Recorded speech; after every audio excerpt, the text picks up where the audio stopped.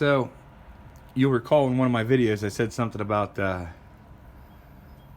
getting the old Jeep running. Bought a used engine for it. Me complaining about it. Well, here is my ran when it was pulled engine. Don't mind the recliner. That's rust. That sucker was full of water. It's in terrible shape.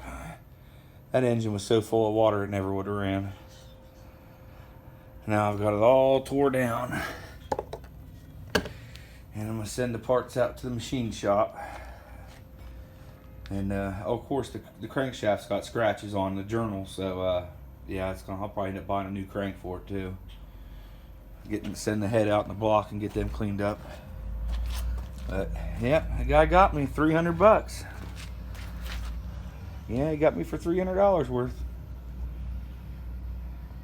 Jessica said I bought it. I'm gonna have to use it, so off to the machine shop it'll go.